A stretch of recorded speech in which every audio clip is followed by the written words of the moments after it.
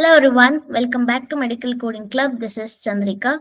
So in today's video, we are going to break down a complete history and physical examination in the inpatient admission, and also we will learn how to assign appropriate IP ENM code for the visit, and also we will see the diagnosis code for the particular visit. Okay, so now this example what I have took this medical record, we can able to learn very extremely important, because it will guide you, or it will teaches you how to identify medical decision making. Okay, the final MDM level, you can able to figure out what will be the appropriate level for the visit, and why sometime data complexity looks like it is a high point, but we will end up taking it as moderate. Okay, so we will understand all those complexities behind all of this IP coding. Okay, so let's begin. So once we will just see the medical record. So there is a chief complaint documented, and HPI is there. Past medical history is documented. Past surgical history is also documented, and medication history, noun allergies, social history, family history, review of system, which is nothing but ROS, physical examination, PE, and then coming to laboratory is documented, all the lab related procedure, and diagnostic is also documented. Lastly, plan of care and provider note, including impression. Okay, finally, we do also have the provider signature. Okay, so provider signature is very important. The first thing you have to check here is whether this document is signed by the assigned provider or not. Okay, which is very important while coding in real time. And now let's take it step by step, or let's discuss step by step. So you can take some more time, you can pause the screen, and you can thoroughly read the medical record. Okay, I'm just going to highlight what is needed for to give you the appropriate level. Okay, so let me begin with a history of presenting illness. Okay, so before going to the medical record, let's have a look on our IPENM codes first. Okay, so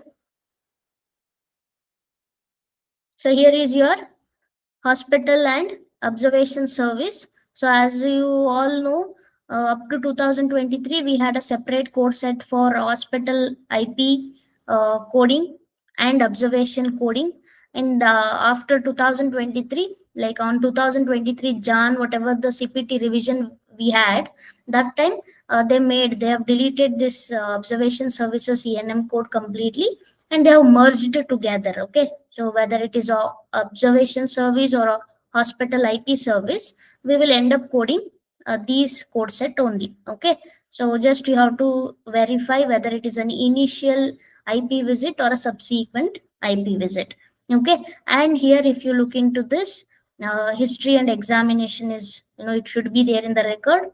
And then coming to how we will lead the ENM level, we will lead the ENM level based on either MDM or time. Okay, both coding guidelines are applicable for hospital IP ENM coding. Okay, but in our medical record, there is no time document. I'm, now only I'm saying there is no time document in the record. So you just purely select your ENM code based on MDM. Okay, to figure out MDM, we need all the three components or three elements of MDM. Okay, so we will understand that. So you can see the code first. For IP initial code 99221, it is for straightforward MDM or low, and for moderate MDM you will get 99222, and high 99223. Okay, this is for initial IP. And coming to subsequent 99231, it is for straightforward or low, 232 moderate, 99233 for high MDM. Okay, and whatever you are seeing 99418, it's a prolonged service add-on code. So if you are going to take the code based on time, and if you are leading more than 75, okay, more than 75 minutes or more than 65 minutes, 50 to 65, So here you are going to take the 99418 as a add-on code. Okay, so you have to carefully check the 15 minutes increment here, and based on that, for IP services, as a prolonged add-on code, we will use 99418. Okay, so this combination we can take 99223 plus 99418. Same way for initial 99223 and 99418. Okay, so you will use the add-on code only when you have the the appropriate time criteria. Okay, for example, you are leading inpatient inpatient initial chart. So you are having time around 90 minutes. Okay, 90 minutes exactly. So 75 plus 15 additional minutes, you will get 90 minutes. So you can take 99223 up to 75, and additional 15 minutes what you have, for that you have to assign additional code 99418. Okay, so now coming back to the MDM, since we are going to discuss this IP chart on MDM based. So what are the three components we need? As we know, like we need chart A, which is number of complexity of the problem being addressed in the visit. So first you need to take what is your problem level. Then chart B, you have to check amount and complexity of data to be reviewed and analyzed. Like you have to check how the labs are ordered, and how many diagnostic tests being ordered, independent historian is there or not, independent interpretation is there or not, and same way discussion is there or not with the external physician. So all those key points we have to check. Based on that, we need to take our chart B level also. And lastly, chart C, which is nothing but risk of complication or morbidity or mortality. So here also you need to take a unique level based on whatever the treatment management the provider given in the visit. Okay, so once you identify all the three chart level, you will have the option to eliminate or to drop off one particular component which is lesser compared to 2. Okay, that means in the out of 3, must consider 2 of the 3 MDM elements for overall MDM level, and use any charts that meet or exceed and drop the lowest one. Okay, so you can drop the lowest one and you can just go with the 2 charts which are meeting. Okay, so all of this basic information you are already aware. I'm just giving you, or I'm just giving you some overview that you can brush up. Okay, so now going back to our medical record. So now you can see in the history, in the HPI, provider will always be, or the patient will be documenting or will be talking to the provider in a detailed way, like what are the concerns that the patient is suffering from, or from how long they are suffering. So everything will be documented in the history of presenting illness. Okay, so coming to HPI, as I said, patient age is 86 year. Patient age is 86, and she states that she follow diet to avoid problems, but she states that she has been dealing with the episodes now of about 2 days, and this is not been getting any better, and she has been getting increasingly worse of abdominal pain and cramping in the left lower side. Okay, so abdominal pain is a main concern here, and she do also suffering with the left lower quadrant abdominal pain. Okay, and then there is a diarrhea, and also they are saying that on steroids. So you can see episodes of vertigo, and then no fever, no chills. Okay, so just the pain and the diarrhea. Okay, so these are her concern. Past medical history, you can take time and you can review. So I'm just going to highlight this here. Patient is having diverticulitis. In past, patient is having diverticulitis. Also in the history, they are in the HPI, they are also saying that who has known history of diverticulosis. Okay, so she already suffered with this diverticulitis problem. Okay, so now coming to our past medical history, or sorry, surgical history: tonsillectomy, hysterectomy, cholecystectomy, rectal repair. So many surgeries she has undergone.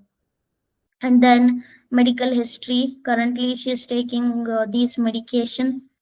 Allergies. Okay, so she is allergic to morphine, penicillin, and erythromycin.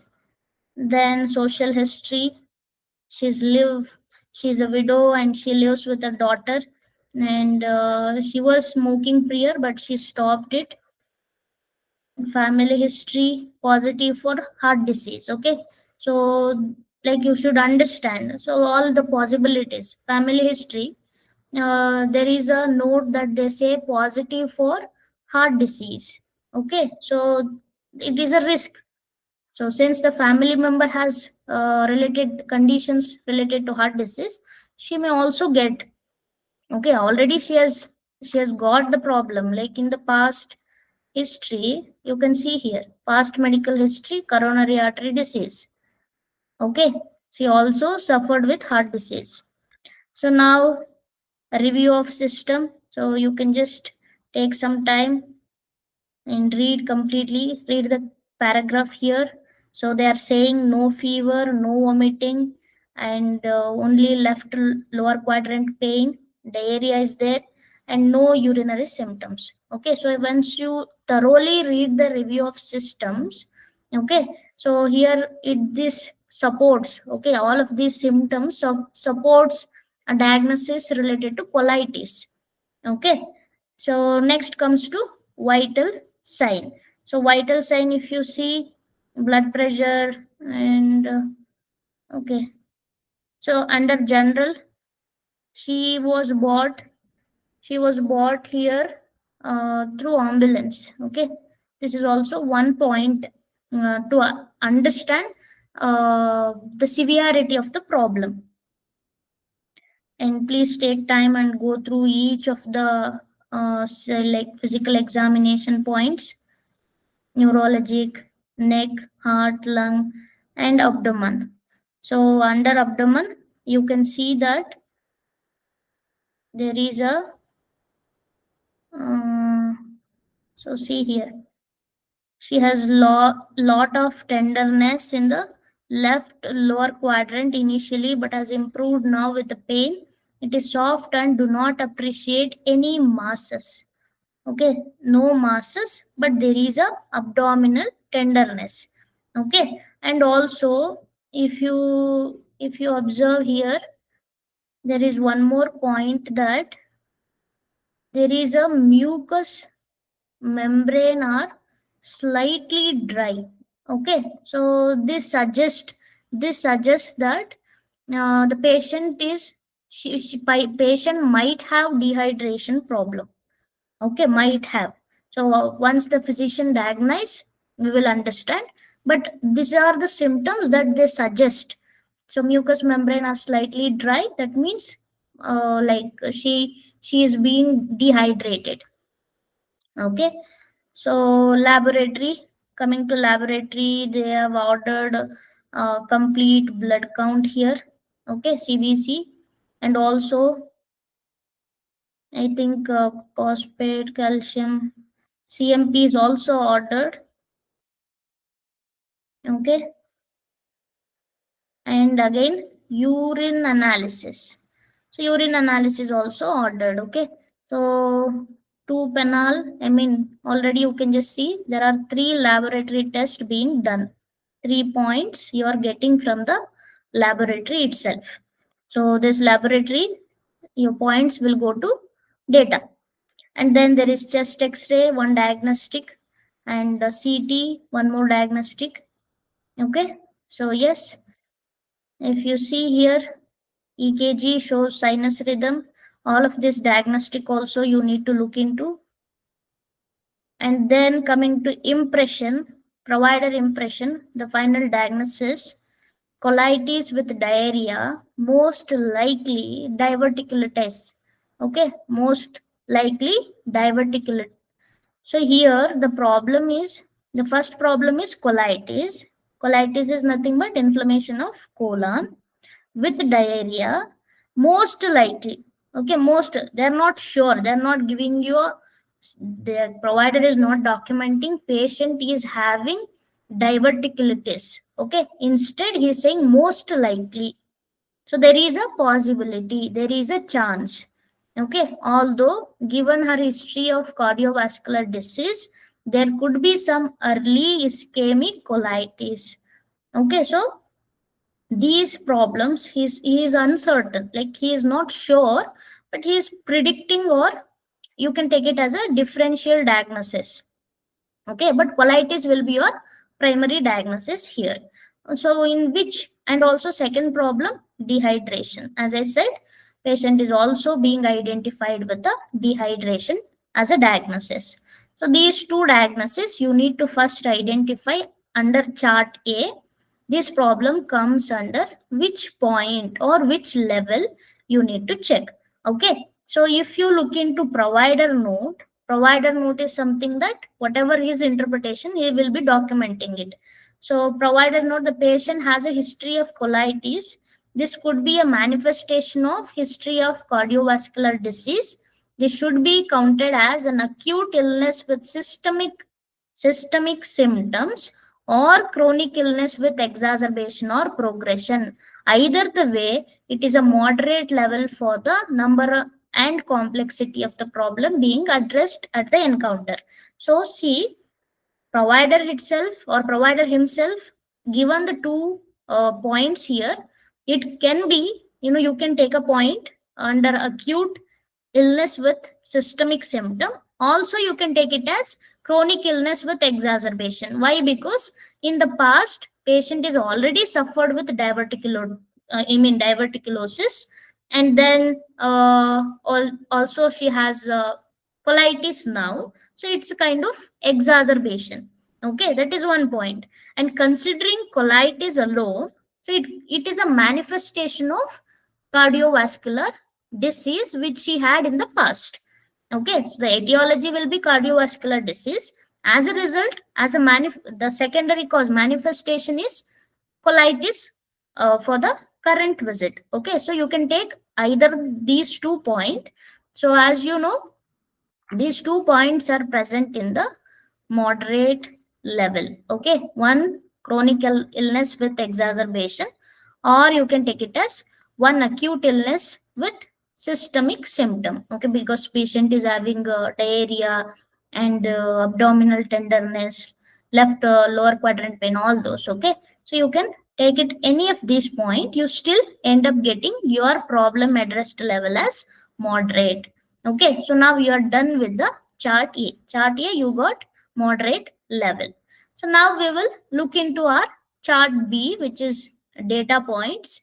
So under data points, we'll go back to our laboratory. So I already told you there are 3+ points. Okay, more than 3 points we got from the laboratory itself. So directly it is leading you category 1, which is moderate. Okay, I will tell you, I will show you. And then if you, so far if you look into the documentation, anywhere we did not find any independent historian. Okay, like patient came, patient herself gave the history, everything. So there is no involvement of family member or guardian here. Okay, so there is no independent historian point. Okay, so only we have the laboratory points and the diagnostic. So now, as I said, we got 3+ point from the laboratory itself, and there are diagnostic. Okay, so we will carefully look into the score sheet now. So see here.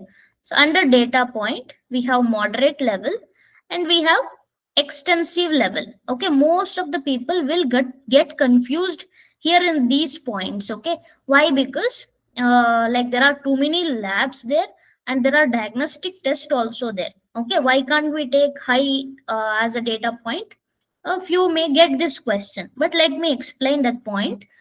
So under moderate data level, there is a guideline that specify must meet the requirement at least 1 out of 3 categories. The category 1 include test, documents, or independent historian. Okay, all of these points will come under category 1 only. Okay, the meaning, any see, lab test, ordering any each like unique test, diagnostic test, all of this comes in category 1 only. Okay, so you are meeting category 1, and to meet category 2 or category 3, you should have an independent interpretation of test, or there should be discussion of management with the external physician or with the appropriate source. Okay, we don't have any independent interpretation documentation, as well we don't have any discussion document. Okay, we purely have 3 plus lab and diagnostic. So together, all the 3 diagnostic, all the 3 labs, we still end up getting category 1 only one category only we are meeting. So our data level will be moderate only. Okay, do not think like I'm getting more than 3 points, so I may get extensive. To meet the extensive or high data level, you need to have 2 categories to be met. Okay, any category, any 2 category. So guideline says must meet the requirement of at least 2 out of 3 categories.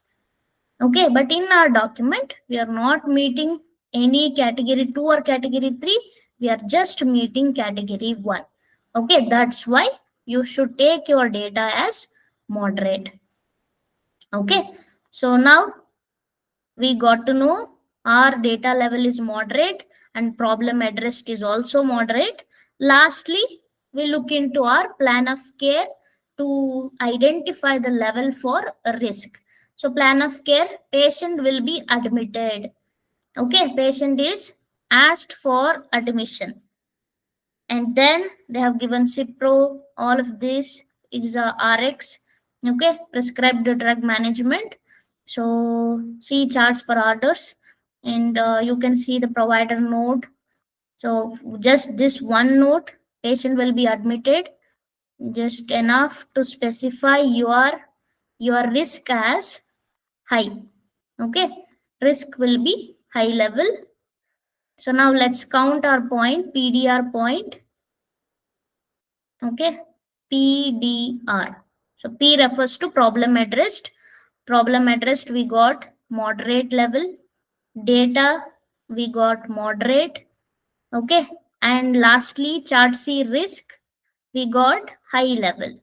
Okay, so these points, so you know that you will take any 2 charts that meet or exceed. So we are going to take the 2 charts which are meeting. So according to the AMA guideline, you will be having the problem addressed and data level are meeting as moderate.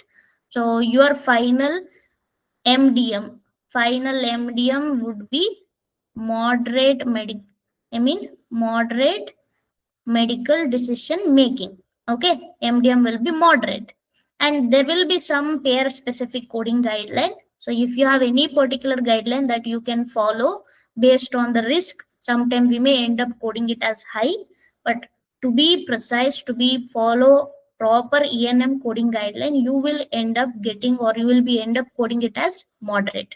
Okay, so for this documentation, your final answer will be moderate. So the moderate initial, since you are coding for an initial visit,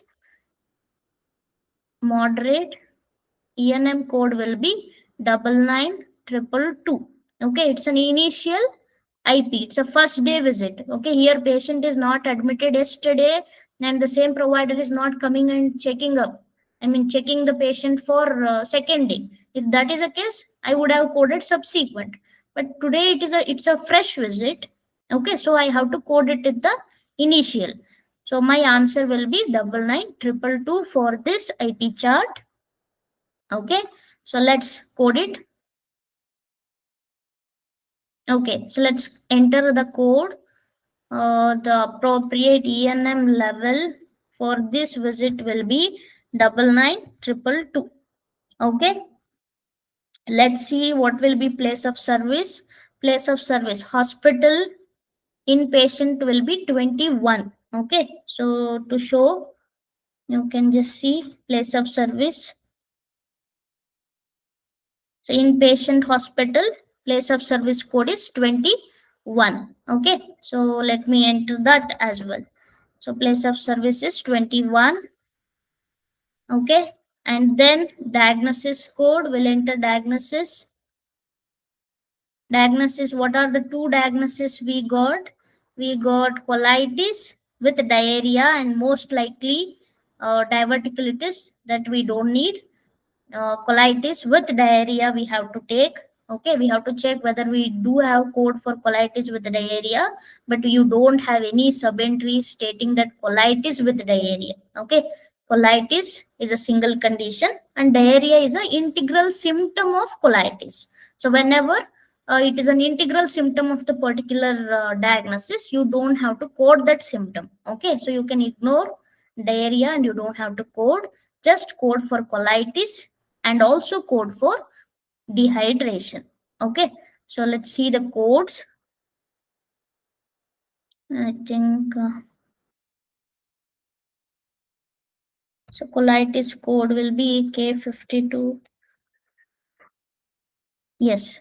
Okay, so you can see K52.9, non-infective gastroenteritis and colitis unspecified. This code is correct, you can code this. And for dehydration, you can code, I think correct. Okay, E86.0 is for dehydration. So these two diagnoses you have to code for this particular medical record. Okay, K52.9, also E86, E86.0. Okay, so these are the two diagnoses that is applicable for this medical record.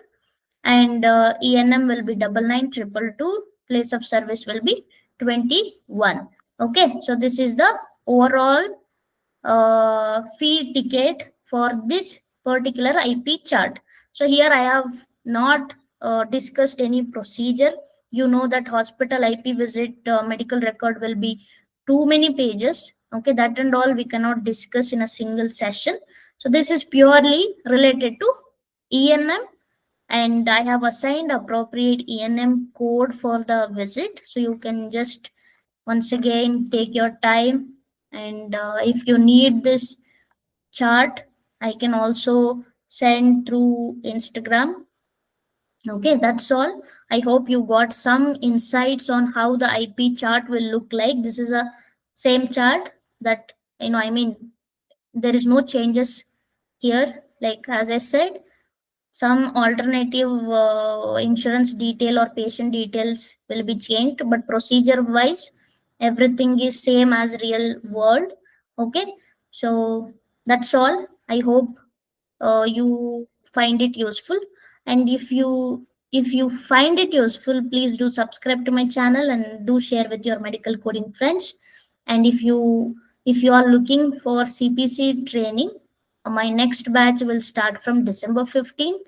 To join that program, please do text me on WhatsApp or visit my website and enroll.